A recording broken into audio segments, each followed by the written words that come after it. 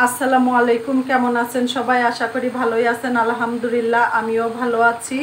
আজকে খুবই মজার জাটকা ইলিশ দিয়ে পুঁই শাক রান্না করে দেখাবো আপনাদের কাছে। আশা করি এই রেসিপিটা আপনাদের কাছে ভালো লাগবে। তাহলে মূল রেসিপিতে চলে যাই।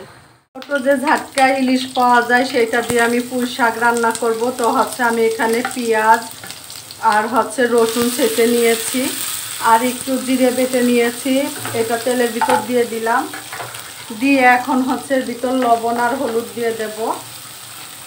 পরিমাণ মতো লবণ হলুদ দিয়ে দিয়েছি।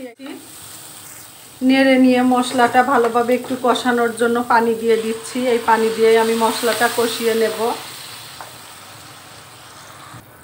তো পানি দেওয়ার কিছুক্ষণ পরে আমি কাঁচামরিচ ফালি করে রেখেছিলাম, সেইগুলোও দিয়ে দিচ্ছি।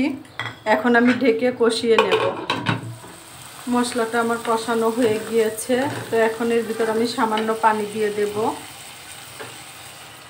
সামান্য পানি দিয়ে দিয়েছি। এখন পানিটা বলক উঠে গেলে আমি মাছ ছোট ইলিশগুলো দিয়ে দিচ্ছি। এইগুলো কিন্তু শাক দিয়ে খাওয়ার জন্যই কিনা হয়েছে।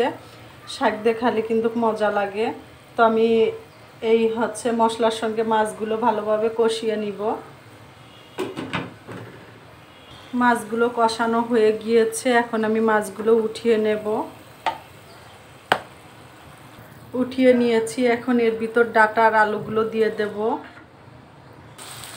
ডাটা আলু আমার কষানো হয়ে গিয়েছে। এখন এর ভিতর আমি পরিমাণ মতো পানি দিয়ে দিচ্ছি। বেশি পানি দিব না, কারণ পুঁই শাক দিয়েও পানি বের হবে। এখন আমি ঢেকে রেখে দেব। বলক ওঠার পরে আমি শাকগুলো দিয়ে দিব। আমি এখন পুঁই শাকগুলো দিয়ে দিচ্ছি। সবগুলো পুঁই শাক আমি দিয়ে দিয়েছি। এখন একটু নেড়ে নিচ্ছি। ভিতর ইলিশ মাছগুলো দিয়ে দিচ্ছি,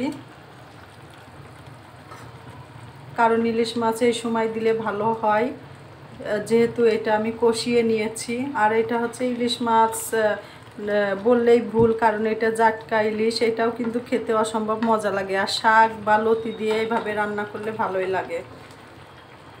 এটা ভালোভাবে রান্না করে নিব। শাকটা রান্না করা হয়ে গিয়েছে। আশা করি আপনাদের কাছে ভালো লেগেছে। সবাই ভালো থাকবেন, সুস্থ থাকবেন। আল্লাহ হাফেজ।